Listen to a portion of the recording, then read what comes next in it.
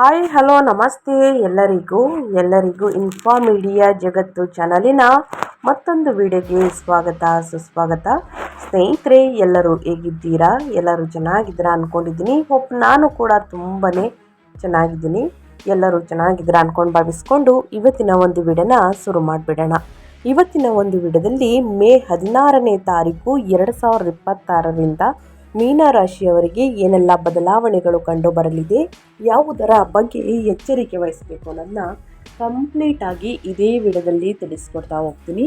ಇದನ್ನೆಲ್ಲ ತಿಳ್ಕೋಬೇಕು, ಸಣ್ಣ ಪುಟ್ಟ ಪರಿಹಾರಗಳನ್ನು ಮೀನರಾಶಿಯವರು ಮಾಡಬೇಕು ಅಂದರೆ ಸ್ನೇಹಿತರೆ ಎಲ್ಲೂ ಕೂಡ ವಿಡಿಯೋನ ಸ್ಕಿಪ್ ಮಾಡಬಾರ್ದು.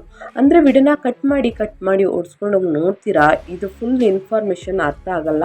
ಸೊ ಹಾಗಾಗಿ ಎಲ್ಲ ವಿಡಿಯೋದಲ್ಲೂ ತಿಳಿಸ್ತಾ ಇರ್ತೀನಿ. ಮೊದಲಿಂದ ಕೊನೆ ತನಕ ವಿಡಿಯೋನ ವಾಚ್ ಮಾಡಿ. ವಿಡಿಯೋದಲ್ಲಿ ಒಳ್ಳೆಯ ಮಾಹಿತಿ ಸಿಕ್ಕಿದ್ದಲ್ಲಿ ತಪ್ಪದೆ ವಿಡಿಯೋಗೊಂದು ಲೈಕ್ ಕೊಟ್ಟು, ಇನ್ನೂ ನನ್ನ ಚಾನಲ್ನ ಸಬ್ಸ್ಕ್ರೈಬ್ ಮಾಡ್ಕೊಳ್ದೇ ನೋಡ್ತಿದ್ರೆ ಇನ್ಫಾಮೀಡಿಯಾಗೆ ಸಬ್ಸ್ಕ್ರೈಬ್ ಆಗಿ ನಿಮ್ಮ ಅಭಿಪ್ರಾಯಗಳನ್ನು ಕಮೆಂಟ್ ಬಾಕ್ಸಲ್ಲಿ ತಿಳಿಸಬಹುದು. ಯಾರೆಲ್ಲ ಸಬ್ಸ್ಕ್ರೈಬ್ ಮಾಡಿಕೊಂಡು ಪ್ರತಿನಿತ್ಯ ವಿಡಿಯೋ ವಾಚ್ ಮಾಡ್ತಿದ್ರಾ ಅಂಥವರಿಗೆ ಥ್ಯಾಂಕ್ ಯು ಸೋ ಮಚ್ ಅಂತ ಹೇಳ್ತಾ ವಿಡಿಯೋದ ಕಡೆ ಗಮನ ಕೊಟ್ಬಿಡೋಣ. ಹೌದು ಸ್ನೇಹಿತರೆ, ಮೇ 16ನೇ ತಾರೀಕು 2026ರಂದು ಶನಿವಾರದ ಬರುವಂತಹ ಶನಿ ಅಮಾವಾಸ್ಯೆಯನ್ನು, ಜ್ಯೇಷ್ಠ ಅಮಾವಾಸ್ಯೆ ಹಿಂದೂ ಧರ್ಮದಲ್ಲಿ ಅತ್ಯಂತ ಮಹತ್ವದ ದಿನವಾಗಿದೆ ಸ್ನೇಹಿತರೆ.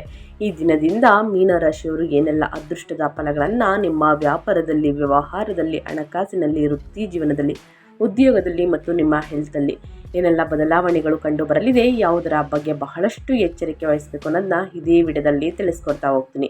ಎಲ್ಲೂ ಕೂಡ ಸ್ಕಿಪ್ ಮಾಡ್ದೇ ಕೊನೆ ತನಕ ವಾಚ್ ಮಾಡಿ. ಓಂ ನಮಃ ಶಿವಾಯ, ಓಂ ಶನೇಶ್ವರಾಯ ನಮಃ ಅಂತ ಕಮೆಂಟ್ ಮಾಡಿ. ಈ ದಿನದ ಶನಿ ಜಯಂತಿಯು ಇರುವುದರಿಂದ ಈ ದಿನ ಇದರ ಭಕ್ತಿ ಮತ್ತು ಶುಭ ಫಲಗಳು ದ್ವಿಗುಣಗೊಳ್ಳುತ್ತವೆ. ಇನ್ನು ಮೇ 16 ಶನಿ ಅಮಾವಾಸ್ಯೆಯ ಮಹತ್ವ ಮತ್ತು ವಿಶೇಷತೆಗಳನ್ನು ತಿಳಿಸ್ಕೊಡ್ತೀನಿ. ಆನಂತರ ಮೀನರಾಶಿಯವರ ಭವಿಷ್ಯವನ್ನು ತಿಳಿಸ್ಕೊಡ್ತಾ ಹೋಗ್ತೀನಿ. ಮೊದಲನೇದಾಗಿ ಶನಿ ದೋಷ ನಿವಾರಣೆ. ಶನಿವಾರದಂದು ಅಮಾವಾಸ್ಯೆ ಬರುವುದರಿಂದ ಶನಿ ದೇವನನ್ನು ಪೂಜಿಸಲು ಮತ್ತು ಶನಿ ಸಾಡೆ ಸಾತಿ, 7ನೇ ಶನಿ, ಅಷ್ಟಮ ಶನಿ ಅಥವಾ ಪಂಚಮ ಶನಿಯಿಂದ ತೊಂದರೆ ಅನುಭವಿಸುತ್ತಿರುವವರಿಗೆ ಪರಿಹಾರ ಪಡೆಯಲು ಇದು ಅತ್ಯುತ್ತಮ ದಿನ ಅಂತಲೇ ಹೇಳಬಹುದು. ಮೊದಲನೇದಾಗಿ ಶನಿ ಜಯಂತಿಯ ಸಂಯೋಗ. ಈ ಬಾರಿ ಶನಿ ಅಮಾವಾಸ್ಯೆಯಂದೇ ಶನಿ ಜಯಂತಿಯು ಬಂದಿರುವುದು ಅಪರೂಪದ ಮತ್ತು ಅತ್ಯಂತ ಶಕ್ತಿಶಾಲಿಯಾದಂತಹ ಸಂಯೋಗವಾಗಿದೆ. ಇನ್ನು ಈ ದಿನ ಪಿತೃ ತರ್ಪಣ. ಅಮಾವಾಸ್ಯೆಯಾಗಿರುವುದರಿಂದ ಈ ದಿನ ಪಿತೃಗಳಿಗೆ ತರ್ಪಣ ನೀಡುವುದು, ದಾನ ಮಾಡುವುದು ಮತ್ತು ಪೂರ್ವಜರ ಸ್ಮರಣೆ ಮಾಡುವುದರಿಂದ ಪಿತೃದೋಷ ನಿವಾರಣೆಯಾಗುತ್ತದೆ. ಈ ದಿನದ ದಾನ ಮಹತ್ವ ಅಂತಂದರೆ, ದಾನವನ್ನು ಮಾಡಬಹುದು ಅಂದರೆ ಹೌದು, ಖಂಡಿತವಾಗಿ ದಿನ ತಪ್ಪದೆ ಯಾರೆಲ್ಲ ಪೂಜೆಯನ್ನು ಮಾಡಿದ ನಂತರ ದಾನ ಧರ್ಮಗಳನ್ನು ಮಾಡಿ ಆದಷ್ಟು ಸಣ್ಣ ಪುಟ್ಟ ಪರಿಹಾರವನ್ನು ಮಾಡುವುದರಿಂದ, ದಾನ ಧರ್ಮಗಳನ್ನು ಮಾಡುವುದರಿಂದ ನಿಮ್ಮ ಕಷ್ಟಗಳು ಕ್ರಮೇಣವಾಗಿ ಕಡಿಮೆಯಾಗಲಿದೆ.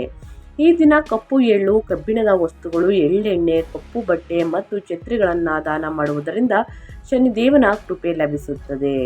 ಇನ್ನು ಸಾಕಷ್ಟು ಜನರು, ನಾನು ಪ್ರತಿಯೊಂದು ವಿಡಿಯೋದಲ್ಲೂ ತಿಳಿಸ್ತಾ ಇರ್ತೀನಿ, ಸಾಕಷ್ಟು ಜನರು ಶುಭ ಮುಹೂರ್ತವನ್ನು ತಿಳಿಸ್ಕೊಡಿ ಅಂತ ಕೇಳ್ತಾ ಇದ್ದೀರಾ. ಅಮಾವಾಸ್ಯೆ ತಿಥಿಯು ಮೇ 16ರ ಬೆಳಿಗ್ಗೆ 5:11ಕ್ಕೆ ಪ್ರಾರಂಭವಾಗಿ ಮೇ 17ರ ಬೆಳಿಗ್ಗೆ 1:30ಕ್ಕೆ ಮುಗಿಯುತ್ತದೆ. ಈ ದಿನದಂದು ಮಾಡಬೇಕಾದಂಥ ವಿಶೇಷ ಆಚರಣೆಗಳು ಹೇಗೆ ಮಾಡಬೇಕು ಅಂದರೆ, ಬೆಳಿಗ್ಗೆ ಬೇಗ ಎದ್ದು ಸ್ನಾನವನ್ನು ಮಾಡಿ ಶನಿ ದೇವನಿಗೆ ಎಳ್ಳೆಣ್ಣೆ ದೀಪವನ್ನು ಹಚ್ಚಿ ಪೂಜಿಸಿ. ಇನ್ನು ಹನುಮಂತನ ಚಾಲಿಸ ಅಥವಾ ಶನಿ ಸ್ತೋತ್ರವನ್ನು ಪಠಿಸುವುದರಿಂದ ಶನಿ ದೋಷಗಳು ದೂರವಾಗುತ್ತವೆ. ಇನ್ನು ಕಾಗೆ, ಕಪ್ಪು ನಾಯಿಗಳು ಅಥವಾ ಹಸುವಿಗೆ ಆಹಾರವನ್ನು ನೀಡುವುದು ವಿಶೇಷ ಪುಣ್ಯ ಎಂದು ಪರಿಗಣಿಸಲಾಗುತ್ತದೆ.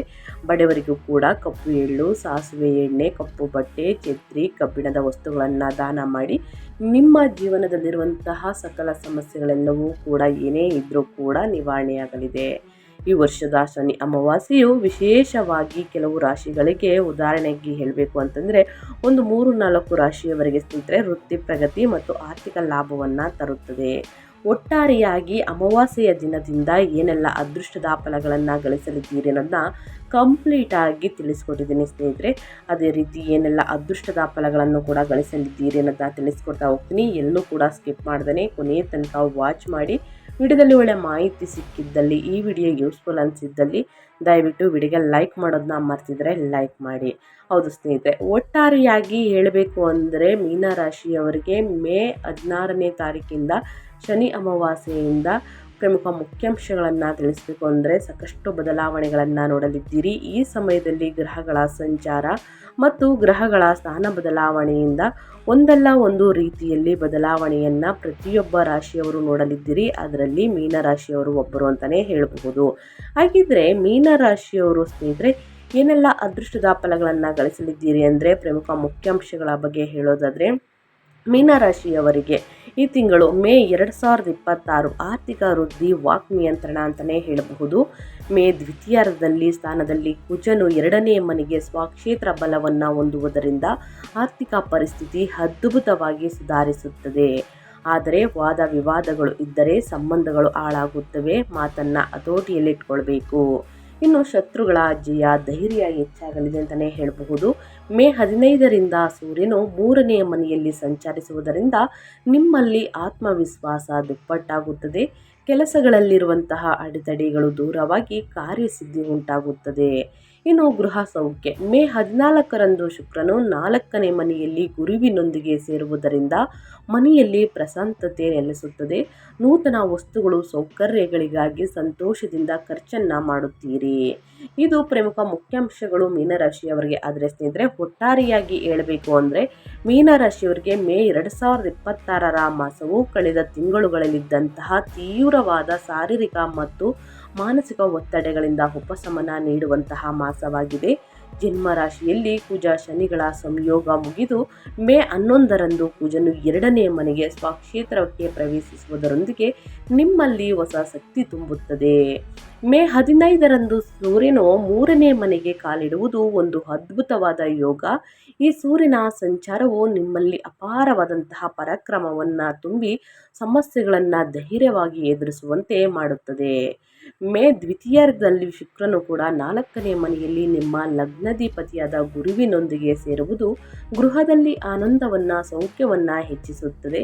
ಆದರೆ ಎಳೀನಟ ಶನಿಯ ಪ್ರಭಾವದಿಂದಾಗಿ ಕೆಲಸಗಳಲ್ಲಿ ಒಂದು ಶಿಸ್ತು, ತಾಳ್ಮೆ ಪಾಲಿಸುವುದು ಎಂದಿನಂತೆ ಅಗತ್ಯ ಅಂತಲೇ ಹೇಳಬಹುದು ಮೀನರಾಶಿಯವರಿಗೆ. ಸ್ನೇಹಿತರೆ ಒಟ್ಟಾರೆಯಾಗಿ ಏನೆಲ್ಲ ಅದೃಷ್ಟದ ಫಲಗಳನ್ನು ಗಳಿಸಲಿದ್ದೀರಿ, ಯಾವುದರ ಬಗ್ಗೆ ಬಹಳಷ್ಟು ಎಚ್ಚರಿಕೆ ವಹಿಸಬೇಕು ಅನ್ನೋದನ್ನ ಕಂಪ್ಲೀಟಾಗಿ ತಿಳಿಸ್ಕೊಟ್ಟಿದ್ದೀನಿ. ಇನ್ನು ಮೇ ತಿಂಗಳಲ್ಲಿ ಮೀನರಾಶಿಯವರಿಗೆ ಪ್ರಮುಖ ಗ್ರಹ ಸಂಚಾರಗಳು ಮತ್ತು ಅವುಗಳ ಪ್ರಭಾವಗಳು ಹೇಗಿರಲಿದೆ, ಆವಾಗ ನಾವು ಬಹಳಷ್ಟು ಎಚ್ಚರಿಕೆ ವಹಿಸಬೇಕು ಅನ್ನೋದನ್ನ ಸಾಕಷ್ಟು ಕೇಳ್ತಾ ಇರ್ತೀರ. ಒಂದೊಂದು ಗ್ರಹ ಒಂದೊಂದು ಪ್ರಭಾವವನ್ನು ಬೀರಲಿದೆ. ಮೊದಲನೇದಾಗಿ ಶನಿ 11 ಮತ್ತು 12ನೇ ಅಧಿಪತಿಯಾಗಿರುವ ಶನಿ 1ನೇ ಮನೆಯಲ್ಲಿ ಮೀನದಲ್ಲಿ ಸಂಚರಿಸುತ್ತದೆ. ಏಳೀನಾಟ ಶನಿಯ ಮಧ್ಯ ಅಂತಲೇ ಹೇಳಬಹುದು. ಶಾರೀರಿಕ ಶ್ರಮ, ಜವಾಬ್ದಾರಿಗಳು, ಸೋಮಾರಿತನ, ಮಾನಸಿಕ ಒತ್ತಡ ಹೆಚ್ಚಾಗಬಹುದು. ಇನ್ನು ಕುಜ 2 ಮತ್ತು 9ನೇ ಅಧಿಪತಿಯಾಗಿರುವಂತಹ ಕುಜ 2ನೇ ಮನೆಯಲ್ಲಿ ಸ್ವಕ್ಷೇತ್ರದಲ್ಲಿ ಸಂಚರಿಸುತ್ತದೆ. ತನ್ನ ಸ್ಥಾನದಲ್ಲಿ ಕುಜ ಬಲವಾದಂತಹ ಆರ್ಥಿಕ ಸ್ಥಿತಿ, ಪಿತ್ರಾರ್ಜಿತ ಲಾಭ, ಕಠಿಣ ಮಾತು, ಕೋಪ ಹೆಚ್ಚಾಗಬಹುದು. ಇನ್ನು ಮೂರನೇದಾಗಿ ಸೂರ್ಯ 6ನೇ ಮನೆಯ ಅಧಿಪತಿಯಾಗಿರುವಂತಹ ಸೂರ್ಯ 2ನೇ ಮನೆಯಿಂದ 3ನೇ ಮನೆಗೆ ಸ್ಥಳಾಂತರಗೊಂಡು ಸಂಚರಿಸುತ್ತದೆ. ಮೇ 14ರವರೆಗೆ 2ರಲ್ಲಿ ಉಚ್ಚ ಸ್ಥಿತಿಯಲ್ಲಿ ಧನಲಾಭ ಉಂಟಾಗಬಹುದು. ಆನಂತರ ಮೇ 15ರಿಂದ 3ರಲ್ಲಿ ಧೈರ್ಯ, ಶತ್ರುಗಳ ಜಯ, ಕಾರ್ಯಸಿದ್ಧಿ. ಇನ್ನು ಬುಧ 4 ಮತ್ತು 7ನೇ ಅಧಿಪತಿಯಾಗಿರುವಂತಹ ಬುಧ 3ನೇ ಮನೆಯಲ್ಲಿ ಮೇ 15ರಿಂದ ಋಷಭದಲ್ಲಿ ಸಂಚರಿಸುತ್ತದೆ. ಸಂವಹನದ ವೃದ್ಧಿ, ಸಣ್ಣ ಪ್ರಯಾಣಗಳ ಮೂಲಕ ವ್ಯಾಪಾರದ ಒಪ್ಪಂದಗಳು ಅಂತಲೇ ಹೇಳಬಹುದು. ಇನ್ನು ಶುಕ್ರ 3 ಮತ್ತು 8ನೇ ಅಧಿಪತಿಯಾಗಿರುವ ಶುಕ್ರ 4ನೇ ಮನೆಯಲ್ಲಿ ದ್ವಿತೀಯಾರ್ಧದಲ್ಲಿ ಸಂಚರಿಸುತ್ತದೆ. ಗೃಹ ಸೌಖ್ಯ, ವಾಹನ ಲಾಭ, ಕುಟುಂಬದಲ್ಲಿ ಅನ್ಯೂನ್ಯತೆ ಹೆಚ್ಚಾಗಬಹುದು. ಇನ್ನು ಗುರು 1 ಮತ್ತು 10ನೇ ಅಧಿಪತಿಯಾಗಿರುವಂತಹ ಲಗ್ನಾಧಿಪತಿಯಾಗಿರುವಂತಹ ಗುರು 4ನೇ ಮನೆಯಲ್ಲಿ ಮಿಥುನದಲ್ಲಿ ಯಥಾಸ್ಥಿತಿಯಲ್ಲಿ ಸಂಚರಿಸುತ್ತದೆ. ವೃತ್ತಿಯಲ್ಲಿ ಸ್ಥಿರತೆ, ಮಾನಸಿಕ ಪ್ರಸನ್ನತೆ, ತಾಯಿಗೆ ಶುಭ ಅಂತಲೇ ಹೇಳಬಹುದು. ಒಟ್ಟಾರೆಯಾಗಿ ಹೇಳಬೇಕು ಅಂದರೆ ಮೀನರಾಶಿಯವರು ಏನೆಲ್ಲ ಅದೃಷ್ಟದ ಫಲಗಳನ್ನು ಗಳಿಸಲಿದ್ದೀರಿ, ಯಾವುದರ ಬಗ್ಗೆ ಎಚ್ಚರಿಕೆ ವಹಿಸಬೇಕು ಅನ್ನೋದನ್ನ ಕಂಪ್ಲೀಟಾಗಿ ತಿಳಿಸ್ಕೊಟ್ಟಿದ್ದೀನಿ. ಏನೇ ಡೌಟ್ಸ್ ಇದ್ದರೂ ಕೂಡ ಕಮೆಂಟ್ ಮಾಡಿ. ಇನ್ನು ವೃತ್ತಿ ಜೀವನದ ಬಗ್ಗೆ, ವ್ಯಾಪಾರದ ಬಗ್ಗೆ, ವ್ಯವಹಾರದ ಬಗ್ಗೆ ಏನೆಲ್ಲ ಬದಲಾವಣೆಗಳನ್ನು ಗ್ರಹಗಳು ಸೂಚಿಸಲಿದೆ ಅನ್ನೋದನ್ನ ನೋಡ್ತಾ ಹೋಗೋಣ. ಮೊದಲನೇದಾಗಿ ಹೇಳೋದಾದರೆ ವೃತ್ತಿ ಜೀವನ. ಮೇ 16ನೇ ತಾರೀಕು ಶನಿ ಅಮಾವಾಸ್ಯೆಯಿಂದ ಮೀನರಾಶಿಯವರು ಏನೆಲ್ಲ ಅದೃಷ್ಟದ ಫಲಗಳನ್ನು ಗಳಿಸಲಿದ್ದೀರಿ ಅಂದರೆ, ಲಗ್ನದಲ್ಲಿ ಶನಿಯ ಸಂಚಾರದಿಂದಾಗಿ ಆಫೀಸ್ನಲ್ಲಿ ಕೆಲಸಗಳು ಸ್ವಲ್ಪ ನಿಧಾನವಾಗಿ ಸಾಗಿದರೂ 4ನೇ ಮನೆಯಲ್ಲಿ ಕರ್ಮಾಧಿಪತಿಯಾದಂತಹ 10ನೇ ಅಧಿಪತಿ ಗುರು ಇರುವುದು ನಿಮ್ಮ ಉದ್ಯೋಗಕ್ಕೆ ಬಲವಾದ ರಕ್ಷಾ ಕವಚ ಅಂತಲೇ ಹೇಳಬಹುದು. ಮೇ 15ರಿಂದ ಸೂರ್ಯನು 3ನೇ ಮನೆಗೆ ಅಂದರೆ ಉಪಚಯ ಸ್ಥಾನಕ್ಕೆ ಪ್ರವೇಶಿಸುವುದರಿಂದ ವೃತ್ತಿಪರವಾಗಿ ಅದ್ಭುತವಾದ ಅನುಕೂಲತೆ ಉಂಟಾಗುತ್ತದೆ. ಅದೇ ರೀತಿ ಸೂರ್ಯನು 6ನೇ ಮನೆಯ ಅಂದರೆ ಶತ್ರು ಸೇವಾ ಸ್ಥಾನ ಅಂತಲೇ ಹೇಳ್ಬೋದು ಅಧಿಪತಿಯಾಗಿರುವುದರಿಂದ 3ನೇ ಮನೆಯಲ್ಲಿ ಸೂರ್ಯನ ಸಂಚಾರ ನಿಮ್ಮಲ್ಲಿ ಸ್ಪರ್ಧಾತ್ಮಕ ಮನೋಭಾವವನ್ನು ಹೆಚ್ಚಿಸಲಿದೆ ಸ್ನೇಹಿತರೆ. ಸಹೋದ್ಯೋಗಿಗಳು ಅಥವಾ ಶತ್ರುಗಳು ನಿಮ್ಮ ಹತ್ತಿರಕ್ಕೂ ಕೂಡ ಬರಲಾರರು. ನೀವು ತೆಗೆದುಕೊಳ್ಳುವ ಧೈರ್ಯಶಾಲಿ ನಿರ್ಧಾರಗಳು ಅಧಿಕಾರಿಗಳ ಮೆಚ್ಚುಗೆಗೆ ಪಾತ್ರವಾಗುತ್ತವೆ. ಅಂದುಕೊಂಡ ಗುರಿಗಳನ್ನು ಯಾವುದೇ ಅಡೆತಡೆಗಳಿಲ್ಲದೆ ತಲುಪುತ್ತೀರಿ. ನೀವೇನು ಮಾಡಬೇಕು ಅಂದ್ಕೊಂಡಿರ್ತೀರ ಅದು ಖಂಡಿತವಾಗಿಯೂ ಮಾಡೇ ತೀರುತ್ತೀರಿ ಅಂತಲೇ ಹೇಳಬಹುದು ಮೀನರಾಶಿಯವರಿಗೆ.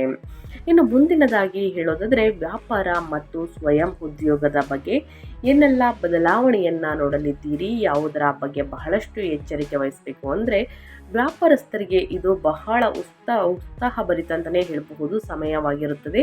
ಸಪ್ತಮಾಧಿಪತಿಯಾದಂತಹ ವ್ಯಾಪಾರಕಾರಕ ಬುಧನು ಮೇ 15ರ ನಂತರ 3ನೇ ಮನೆಯಲ್ಲಿ ಸಂಚರಿಸುವುದರಿಂದ ಮಾರ್ಕೆಟಿಂಗ್, ಸೇಲ್ಸ್ ಮತ್ತು ಕಮ್ಯುನಿಕೇಷನ್ ಕ್ಷೇತ್ರದಲ್ಲಿರುವವರಿಗೆ ಹೊಸ ಕ್ಲೈಂಟ್ಗಳು ಸಿಗುತ್ತಾರೆ. ವ್ಯಾಪಾರ ವಿಸ್ತರಣೆಗಾಗಿ ನೀವು ಮಾಡುವಂತಹ ಪ್ರಯತ್ನಗಳು ಉತ್ತಮ ಫಲಿತಾಂಶಗಳನ್ನು ನೀಡುತ್ತವೆ ಅಂತಲೇ ಹೇಳಬಹುದು ಮೀನರಾಶಿಯವರಿಗೆ. ಇನ್ನು ಮೇ ದ್ವಿತೀಯಾರ್ಧದಲ್ಲಿ ಧನಾಧಿಪತಿಯಾದ ಕುಜನು 2ನೇ ಮನೆಯಲ್ಲಿ ಬಲವಾಗಿರುವುದರಿಂದ ನೀವು ಮಾಡುವ ವ್ಯಾಪಾರ ಒಪ್ಪಂದಗಳು ಆರ್ಥಿಕವಾಗಿ ಲಾಭದಾಯಕವಾಗಿರುತ್ತವೆ. 4ನೇ ಮನೆಯಲ್ಲಿ ಶುಕ್ರನಿರುವುದರಿಂದ ಆಟೋಮೊಬೈಲ್ಸ್, ಇಂಟೀರಿಯರ್ ಡಿಸೈನಿಂಗ್ ಮತ್ತು ರಿಯಲ್ ಎಸ್ಟೇಟ್ ವ್ಯಾಪಾರ ವ್ಯವಹಾರವನ್ನು ಮಾಡುವವರಿಗೆ 10 ಪಟ್ಟು ಲಾಭವನ್ನು ಪಡೆಯಬಹುದು. ಒಟ್ಟಾರೆಯಾಗಿ ಸ್ನೇಹಿತರೆ, ನಿಮ್ಮ ವೃತ್ತಿ ಜೀವನದಲ್ಲಿ ಮತ್ತು ವ್ಯಾಪಾರ ವ್ಯವಹಾರದಲ್ಲಿ ಏನೆಲ್ಲ ಬದಲಾವಣೆಗಳು ಕಂಡು ಬರಲಿದೆ, ಯಾವುದರ ಬಗ್ಗೆ ಮೀನರಾಶಿಯವರು ಎಚ್ಚರಿಕೆ ವಹಿಸಬೇಕು ಅನ್ನೋದನ್ನ ಕಂಪ್ಲೀಟ್ ಆಗಿ ತಿಳಿಸ್ಕೊಟ್ಟಿದ್ದೀನಿ. ಇನ್ನು ಮುಂದಿನದಾಗಿ ಹೇಳೋದಾದರೆ ನಿಮ್ಮ ಆರ್ಥಿಕ ಸ್ಥಿತಿ, ಧನ ಲಾಭದ ಬಗ್ಗೆ ಹೇಳೋದಾದರೆ ಹಣಕಾಸಿನಲ್ಲಿ ಏನೆಲ್ಲ ಬದಲಾವಣೆಗಳು ಕಂಡು ಬರಲಿದೆ ಶನಿ ಅಮಾವಾಸ್ಯೆಯ ದಿನದಿಂದ ಅನ್ನೋದನ್ನ ನೋಡೋದಾದರೆ, ಗ್ರಹಗಳ ಸಂಚಾರದ ಸಮಯದಲ್ಲಿ ಆರ್ಥಿಕವಾಗಿ ಈ ತಿಂಗಳು ಒಂದು ಮೈಲುಗಲ್ಲಾಗಿರಲಿದೆ ಸ್ನೇಹಿತರೆ. ಮೇ ದ್ವಿತೀಯಾರ್ಧದಂದು ಧನ ಮತ್ತು ಭಾಗ್ಯಾಧಿಪತಿಯಾದಂತಹ ಕುಜನು ತನ್ನ ಸ್ವಂತ ಮನೆಗೆ 12ನೇ ಮನೆಗೆ ಮೇಷರಾಶಿಗೆ ತಲುಪುತ್ತಾರೆ. ಧನ ಸ್ಥಾನದಲ್ಲಿ ಸ್ವಕ್ಷೇತ್ರ ಕುಜನು ಅಖಂಡವಾದಂತಹ ಧನಯೋಗವನ್ನು ನೀಡುತ್ತಾನೆ. ನಿಮ್ಮ ಬ್ಯಾಂಕ್ ಬ್ಯಾಲೆನ್ಸ್ ಕೂಡ ಹೆಚ್ಚಾಗಬಹುದು. ಮೇ 14ರವರೆಗೆ 2ನೇ ಮನೆಯಲ್ಲಿ ಉಚ್ಚ ಸೂರ್ಯನ ಪ್ರಭಾವದಿಂದ ನಿಮ್ಮ ಆಸ್ತಿಗಳ ಮೌಲ್ಯ ಹೆಚ್ಚಾಗುವುದು ಅಥವಾ ಮಾರಾಟದ ಮೂಲಕ ಭಾರಿ ಲಾಭಗಳು ಉಂಟಾಗುತ್ತವೆ. ಹಿಂದೆ ನಿಂತು ಹೋಗಿದ್ದಂತಹ ಹಳೆಯ ಬಾಕಿಗಳು ವಸೂಲಿಯಾಗುತ್ತವೆ ಅಂತಲೇ ಹೇಳಬಹುದು. ಆದರೆ ಲಗ್ನದಲ್ಲಿ ಶನಿ ಇರುವುದರಿಂದ ಸಂಪಾದಿಸಿದ ಹಣವನ್ನು ಭವಿಷ್ಯಕ್ಕಾಗಿ ಜಾಗರೂಕತೆಯಿಂದ ಉಳಿತಾಯ ಮಾಡುವುದು ಬಹಳ ಅಂದರೆ ಬಹಳ ಮುಖ್ಯ. ಸ್ನೇಹಿತರೆ, ಹಣಕಾಸಿನಲ್ಲಿ ಯಾವುದರ ಬಗ್ಗೆ ಎಚ್ಚರಿಕೆ ವಹಿಸಬೇಕು, ಏನೆಲ್ಲ ಅದೃಷ್ಟದ ಫಲಗಳನ್ನು ಗಳಿಸಲಿದ್ದೀರಿ ಅನ್ನೋದನ್ನ ಕಂಪ್ಲೀಟಾಗಿ ತಿಳಿಸ್ಕೊಟ್ಟಿದ್ದೀನಿ. ಇನ್ನು ಆಸ್ತಿ, ಪ್ರಾಪರ್ಟಿ, ಮನೆಯನ್ನು ಖರೀದಿ ಮಾಡಬೇಕು ಅನ್ನೋ ಕನಸು ನಿಮ್ಮಲ್ಲಿದ್ದರೆ ಖಂಡಿತವಾಗಿಯೂ ಅದು ನೆರವೇರಲಿದೆ ಸ್ನೇಹಿತರೆ. ಇನ್ನು ಮುಂದಿನದಾಗಿ ನಿಮ್ಮ ಹೆಲ್ತ್ ಮತ್ತು ನಿಮ್ಮ ಯೋಗಕ್ಷೇಮದ ಬಗ್ಗೆ ಹೇಳೋದಾದರೆ, ನಿಮ್ಮ ಆರೋಗ್ಯದಲ್ಲಿ ಏನೆಲ್ಲ ಬದಲಾವಣೆಗಳು ಕಂಡು ಬರಲಿದೆ ಅನ್ನೋದನ್ನ ನೋಡೋದಾದರೆ, ಜನ್ಮ ರಾಶಿಯಲ್ಲಿ 7ನೇ ಶನಿ ಇರುವುದರಿಂದ ಶಾರೀರಿಕ ನೋವುಗಳು, ಸೋಮಾರಿತನ ಅಥವಾ ಕೀಲು ನೋವುಗಳು, ಸೊಂಟ ನೋವು ಆಗಾಗ ನಿಮ್ಮನ್ನು ಕಾಡುತ್ತಿರುತ್ತವೆ. ಆದರೆ ಮೇ ದ್ವಿತೀಯಾರ್ಧದಂದು ಕುಜನು ಜನ್ಮ ರಾಶಿಯನ್ನು ಬಿಟ್ಟು 2ನೇ ಮನೆಗೆ ಹೋಗುವುದರಿಂದ ಮಾನಸಿಕ ಆತಂಕ ಮತ್ತು ಅಪಾಯಗಳು, ಭಯ ಬಹಳಷ್ಟು ಕಡಿಮೆಯಾಗುತ್ತವೆ.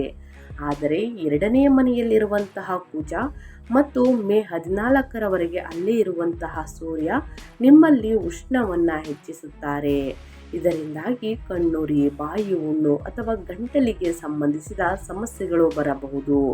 ಉಷ್ಣವನ್ನು ಮಾಡುವ ಪದಾರ್ಥಗಳಿಂದ ದೂರವಿದ್ದು ದ್ರವ ಪದಾರ್ಥಗಳನ್ನು ಹೆಚ್ಚಾಗಿ ಸೇವಿಸಬೇಕಾಗುತ್ತದೆ. ಚೆನ್ನಾಗಿ ನೀರನ್ನು ಕುಡಿಯಿರಿ. ಹಣ್ಣು ಹಂಪಲುಗಳನ್ನು ಸೇವಿಸಿ. ಮಸಾಲೆ ಭರಿತ ಊಟದಿಂದ ಆದಷ್ಟು ದೂರವಿರಿ ಸ್ನೇಹಿತರೆ. ಎಣ್ಣೆಯಲ್ಲಿ ಕರಿದಂತಹ ತಿಂಡಿ ತಿನಿಸುಗಳನ್ನು ಆದಷ್ಟು ಅವಾಯ್ಡ್ ಮಾಡಿದರೆ ಮುಂದಿನ ದಿನಗಳಲ್ಲಿ ಉನ್ನತ ಆರೋಗ್ಯವನ್ನು ಮೀನರಾಶಿಯವರು ಪಡೆದುಕೊಳ್ಳಲಿದ್ದೀರಿ ಅಂತಲೇ ಹೇಳಬಹುದು. ಒಟ್ಟಾರೆಯಾಗಿ ನಿಮ್ಮ ಹೆಲ್ತ್ ಬಗ್ಗೆ ಯಾವುದರ ಬಗ್ಗೆ ಮುನ್ನೆಚ್ಚರಿಕೆಗಳನ್ನು ತೆಗೆದುಕೊಳ್ಬೇಕು, ಏನೆಲ್ಲ ಅದೃಷ್ಟವನ್ನು ನೋಡಲಿದ್ದೀರಿ ಅಂತ ಕಂಪ್ಲೀಟ್ ಆಗಿ ತಿಳಿಸ್ಕೊಟ್ಟಿದ್ದೀನಿ.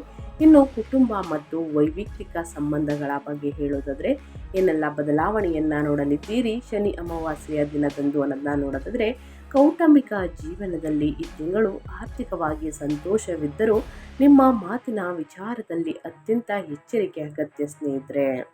ಎರಡನೇ ಮನೆಯಲ್ಲಿ ವಾಕ್ಸ್ಥಾನದಲ್ಲಿ ಕುಜನ ಸಂಚಾರದಿಂದಾಗಿ ನಿಮ್ಮ ಮಾತು ಕತ್ತಿಯಂತೆ ಹರಿತವಾಗಿರುತ್ತದೆ. ನೀವು ಸತ್ಯವನ್ನೇ ಹೇಳಿದರೂ ಕೂಡ ಅದು ಇತರರಿಗೆ ಅಹಂಕಾರವಾಗಿ ಕಂಡು ವಾದ ವಿವಾದಗಳಿಗೆ ದಾರಿ ಮಾಡಿಕೊಡುತ್ತದೆ ಅಂತಲೇ ಹೇಳಬಹುದು. ಕುಟುಂಬ ಸದಸ್ಯರೊಂದಿಗೆ ಮಾತನಾಡುವಾಗ ಕೋಪವನ್ನು ನಿಯಂತ್ರಿಸಿಕೊಳ್ಬೇಕಾಗುತ್ತದೆ. ಆದರೆ ಮೇ 14ರ ನಂತರ ಶುಕ್ರನು 4ನೇ ಮನೆಯಲ್ಲಿ ಸುಖದ ಸ್ಥಾನದಲ್ಲಿ ಪ್ರವೇಶಿಸಿ ನಿಮ್ಮ ಲಗ್ನಾಧಿಪತಿಯಾದ ಗುರುವಿನೊಂದಿಗೆ ಸೇರುವುದು ಒಂದು ಅದ್ಭುತವಾದಂತಹ ಬದಲಾವಣೆ. ಮನೆಯಲ್ಲಿ ಹಬ್ಬದ ವಾತಾವರಣ ನೆಲೆಸುತ್ತದೆ. ಕುಟುಂಬದೊಂದಿಗೆ ಸೇರಿ ವಾಹನವನ್ನು ಖರೀದಿಸುವುದು ಅಥವಾ ಮನೆಯನ್ನು ಸುಂದರವಾಗಿ ಅಲಂಕರಿಸುವುದು ಮಾಡುತ್ತೀರಿ. ತಾಯಿಯ ಆರೋಗ್ಯದ ಬಗ್ಗೆ ಕಾಳಜಿ ವಹಿಸಿ. ಅವರ ಆರೋಗ್ಯ ಮುಂದಿನ ದಿನಗಳಲ್ಲಿ ಸುಧಾರಿಸಲಿದೆ ಅಂತಲೇ ಹೇಳಬಹುದು. ಒಟ್ಟಾರೆಯಾಗಿ ಕುಟುಂಬದಲ್ಲಿ ಏನೆಲ್ಲ ಬದಲಾವಣೆಗಳು ಕಂಡು ಬರಲಿದೆ, ಯಾವುದರ ಬಗ್ಗೆ ಎಚ್ಚರಿಕೆ ವಹಿಸಬೇಕು ಅನ್ನೋದನ್ನ ಕಂಪ್ಲೀಟ್ ಆಗಿ ಮೀನರಾಶಿಯವರಿಗೆ ತಿಳಿಸ್ಕೊಟ್ಟಿದ್ದೀನಿ ಸ್ನೇಹಿತರೆ.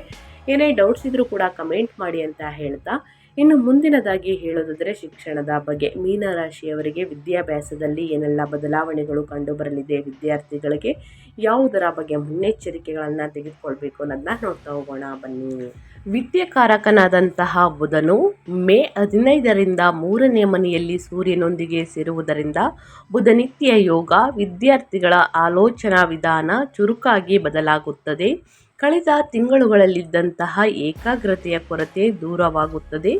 ಲಗ್ನದಲ್ಲಿ ಶನಿ ಇರುವುದರಿಂದ ಕಷ್ಟಪಟ್ಟು ಓದುವುದರ ಹೊರತು ಬೇರೆ ದಾರಿ ಇಲ್ಲ ಸ್ನೇಹಿತರೆ. ಮೀನರಾಶಿಯ ವಿದ್ಯಾರ್ಥಿಗಳಿಗೆ ಗಮನದಲ್ಲಿಟ್ಕೊಂಡು ಅಧ್ಯಯನದ ಕಡೆ ಗಮನ ಕೊಟ್ಟಿದ್ದಲ್ಲಿ ಮಾತ್ರ ಉನ್ನತ ಫಲಿತಾಂಶವನ್ನು ಗಳಿಸುವುದಕ್ಕೆ ಸಾಧ್ಯವಾಗಲಿದೆ. ಇನ್ನು ಯಾರೇ ಸೋಮಾರಿತನವನ್ನು ಬಿಟ್ಟು ಯೋಜನಾಬದ್ಧವಾಗಿ ಓದುತ್ತಾರೋ ಅವರು ಸ್ಪರ್ಧಾತ್ಮಕ ಪರೀಕ್ಷೆಗಳಲ್ಲಿ ಅದ್ಭುತವಾದಂತಹ ರ್ಯಾಂಕ್ಗಳನ್ನು ಸಾಧಿಸುತ್ತಾರೆ ಅಂತಲೇ ಹೇಳ್ಬೋದು. ಒಟ್ಟಾರೆಯಾಗಿ ನಿಮಗೆ ಅರ್ಥವಾಗೋ ರೀತಿಯಲ್ಲಿ ಸ್ನೇಹಿತರೆ ಕಂಪ್ಲೀಟಾಗಿ ತಿಳಿಸ್ಕೊಟ್ಟಿದ್ದೀನಿ. ಕಷ್ಟಪಟ್ಟಿದ್ದರೆ ಮಾತ್ರ ಮುಂದಿನ ದಿನಗಳಲ್ಲಿ ಉನ್ನತ ಫಲಿತಾಂಶವನ್ನು ಗಳಿಸುವುದಕ್ಕೆ ಸಾಧ್ಯವಾಗಲಿದೆ ವಿದ್ಯಾರ್ಥಿಗಳು. ಸೊ ಹಾಗಾಗಿ ಪ್ರತಿದಿನ ಅಧ್ಯಯನದ ಕಡೆ ಗಮನ ಕೊಡಿ, ಉನ್ನತ ಫಲಿತಾಂಶವನ್ನು ಪಡೆದುಕೊಳ್ಳಿ ಅಂತ ಹೇಳ್ತಾ ಸ್ನೇಹಿತರೆ, ಮೊದಲೇ ವಿಡಿಯೋ ಸ್ಟಾರ್ಟಿಂಗಲ್ಲೇ ಹೇಳಿದ್ದೀನಿ, ಈ ಅಮಾವಾಸ್ಯೆ ದಿನ ಪರಿಹಾರಗಳನ್ನು ಏನು ತಿಳಿಸ್ಕೊಟ್ಟಿದ್ದೀನಿ ಆ ಪರಿಹಾರಗಳನ್ನು ಅನುಸರಿಸಿ. ಅಥವಾ ಬಿಡುವ ದಿನ ನಿಮಗೆ ಆ ದಿನ ನೀವು ಪರಿಹಾರವನ್ನು ಮಾಡುವುದಕ್ಕೆ ಆಗಲಿಲ್ಲ ಅಂತಂದರೆ ಈ ಪರಿಹಾರಗಳನ್ನು ಕೂಡ ಮಾಡಬಹುದು. ಸಣ್ಣ ಪುಟ್ಟ ಶಕ್ತಿಶಾಲಿಯಾದಂತಹ ಪರಿಹಾರವಾಗಿರುತ್ತದೆ. ಮನೆಯಲ್ಲೇ ಮಾಡುವಂತಹ ಪರಿಹಾರಗಳು ಪ್ರತಿಯೊಬ್ಬರು ಕೂಡ ಮಾಡಬಹುದು, ಅನುಸರಿಸಿ. ಮೇ 2026ಕ್ಕೆ ವೈದಿಕ ಜ್ಯೋತಿಷ್ಯದ ಪರಿಹಾರಗಳು ಬಂದು ಏಳೀನಾಟ ಶನಿಯ ಸೋಮಾರಿತನವನ್ನು ಕಳೆದುಕೊಂಡು 2ನೇ ಮನೆಯಲ್ಲಿ ಕುಜನಿಂದ ಬರುವಂತಹ ವಾಕ್ ದೋಷಗಳನ್ನು, ಕೌಟುಂಬಿಕ ವಾದ ವಿವಾದಗಳನ್ನು ನಿವಾರಿಸಿಕೊಳ್ಳಲು ಈ ಪರಿಹಾರಗಳನ್ನು ಫಾಲೋ ಮಾಡಿ ವ್ಯಾಪಾರ ವ್ಯವಹಾರದಲ್ಲಿ ಅಭಿವೃದ್ಧಿಯನ್ನು ನೋಡಿ ಸುಖ ಸಂಪತ್ತು ಹೆಚ್ಚಳವಾಗಬಹುದು. ಮೊದಲನೇದಾಗಿ ಹನುಮಾನ್ ಮತ್ತು ಶಿವನ ಆರಾಧನೆ. ಜನ್ಮ ರಾಶಿಯಲ್ಲಿರುವಂತಹ ಏಳೀನಾಟ ಶನಿ ದೋಷ ನಿವಾರಣೆಗೆ ಪ್ರತಿ ಶನಿವಾರ ಅಥವಾ ಮಂಗಳವಾರ ಶಿವಾಲಯದಲ್ಲಿ ಎಳ್ಳೆಣ್ಣೆಯಿಂದ ದೀಪವನ್ನು ಹಚ್ಚಿ ಹನುಮಾನ್ ಚಾಲಿಸವನ್ನು ಪಠಿಸಿ. ಶಿವಾಲಯದಲ್ಲಿ ದೀಪವನ್ನು ಹಚ್ಚಬೇಕಾದ್ರೆ ಶನಿವಾರದ ದಿನ ಹಚ್ಚಿ ಹನುಮಾನ್ ಚಾಲಿಸವನ್ನು ಪ್ರತಿದಿನ ಹೇಳ್ಬೋದು. ಶನಿವಾರ ಮಂಗಳವಾರ ಶಕ್ತಿಶಾಲಿಯಾದಂತಹ ದಿನ, ಸೊ ಹಾಗಾಗಿ ಆ ದಿನ ಕೂಡ ಹೇಳಬಹುದು. ಇನ್ನು ಎರಡನೇದಾಗಿ ಸುಬ್ರಹ್ಮಣ್ಯ ಸ್ವಾಮಿಯ ಆರಾಧನೆ. 2ನೇ ಮನೆಯಲ್ಲಿ ಕುಜನಿಂದ ಮಾತಿನ ಭಿನ್ನಾಭಿಪ್ರಾಯಗಳು ಬಾರದಂತೆ ಇರಲು, ಆರ್ಥಿಕ ಲಾಭಗಳು ಸ್ಥಿರವಾಗಲು ಮಂಗಳವಾರದಂದು ಸುಬ್ರಹ್ಮಣ್ಯ ಸ್ವಾಮಿಯನ್ನು ಪೂಜಿಸಿ ಕೆಂಪು ಹೂಗಳನ್ನು ಸ್ನೇಹಿತರೆ ಅರ್ಪಿಸುವುದು ಉತ್ತಮ. ಆದಷ್ಟು ಸ್ನೇಹಿತರೆ ಈ ಪೂಜೆ ಪುನಸ್ಕಾರಗಳನ್ನು ಮಾಡುವುದರಿಂದ ನಿಮ್ಮ ಜೀವನದಲ್ಲಿರುವ ಕಷ್ಟಗಳು ಸಮಸ್ಯೆಗಳು ಕ್ರಮೇಣವಾಗಲಿದೆ. ಇನ್ನು ದತ್ತಾತ್ರೇಯ ಅಥವಾ ಸಾಯಿಬಾಬಾವರ ಸೇವೆಯನ್ನು ಮಾಡಬಹುದು. 4ನೇ ಮನೆಯಲ್ಲಿರುವಂತಹ ಲಗ್ನಾಧಿಪತಿ ಗುರುವು ನಿಮಗೆ ರಕ್ಷಾ ಕವಚ. ಆತನ ಬಲವನ್ನು ಹೆಚ್ಚಿಸಲು ಗುರುವಾರದಂದು ದತ್ತಾತ್ರೇಯರನ್ನು ಸ್ಮರಿಸಿ ಹಳದಿ ಬಣ್ಣದ ವಸ್ತ್ರಗಳನ್ನು ದಾನ ಮಾಡಿ ಸ್ನೇಹಿತರೆ. ಖಂಡಿತವಾಗಿಯೂ ನಿಮ್ಮ ಸಮಸ್ಯೆಗಳು ಕ್ರಮೇಣವಾಗಿ ಕಡಿಮೆಯಾಗಲಿದೆ. ಇನ್ನು ಗುರುವಾರದಂದು ಮನಸ್ಸಿನಲ್ಲಿ ಒಂದು ಸಂಕಲ್ಪವನ್ನು ಮಾಡಿಕೊಂಡು ಸ್ನೇಹಿತರೆ ಗುರುರಾಯರನ್ನು ಪೂಜಿಸುವುದು, ಗುರುರಾಯರ ಮಂತ್ರವನ್ನು ಹೇಳುವುದು, ಆದಷ್ಟು ಒಂಥರ ಶಕ್ತಿಶಾಲಿಯಾದಂತಹ ಪರಿಹಾರ ಸ್ತೋತ್ರವನ್ನು ಹೇಳುವುದರಿಂದ ನಿಮ್ಮ ಜೀವನದಲ್ಲಿರುವ ಕಷ್ಟಗಳು ನಿವಾರಣೆಯಾಗಲಿದೆ. ಪೂಜ್ಯಾಯ ರಾಘವೇಂದ್ರಾಯ ಸತ್ಯ ಧರ್ಮ ರಥಾಯ ಚ ಭಜತಾಂ ಕಲ್ಪವೃಕ್ಷಾಯ ನಮತಾಂ ಕಾಮಧೇನುವೆ ಎಂಬ ಮಂತ್ರವನ್ನು 9 ಅಥವಾ 12 ಬಾರಿ ಹೇಳಿ ಸ್ನೇಹಿತರೆ. ಖಂಡಿತವಾಗಿಯೂ ನಿಮ್ಮ ಸಮಸ್ಯೆಗಳು ನಿವಾರಣೆಯಾಗಲಿದೆ. ಆದಷ್ಟು ಶನಿ ಅಮಾವಾಸ್ಯದಿಂದ ಶನಿಯನ್ನು ಪೂಜಿಸಿ ಎಳ್ಳೆಣ್ಣೆಯಿಂದ ದೀಪವನ್ನು ಹಚ್ಚಿ ಶನಿಗೆ ತೈಲಾಭಿಷೇಕವನ್ನು ಮಾಡಿಸಿ ಬಡವರಿಗೆ ನಿರ್ಗತಿಕರಿಗೆ ನಿಮ್ಮ ಕೈಯಲ್ಲಾದಷ್ಟು ಸಹಾಯವನ್ನು ಮಾಡಿ ಅಂತ ಹೇಳ್ತಾ ನಾನು ವಿಡಿಯೋನ ಎಂಡ್ ಮಾಡ್ತಾ ಇದ್ದೀನಿ. ಮೀನರಾಶಿಯವರಿಗೆ ಇವತ್ತಿನ ಒಂದು ವಿಡಿಯೋದಲ್ಲಿ ಸಂಪೂರ್ಣ ಮಾಹಿತಿ ಸಿಕ್ಕಿದ್ದಲ್ಲಿ, ಈ ವಿಡಿಯೋ ಯೂಸ್ಫುಲ್ ಅನಿಸಿದ್ದಲ್ಲಿ ದಯವಿಟ್ಟು ವಿಡಿಯೋಗೆ ಲೈಕ್ ಮಾಡೋದನ್ನ ಮರ್ತಿದ್ರೆ ಲೈಕ್ ಮಾಡಿ.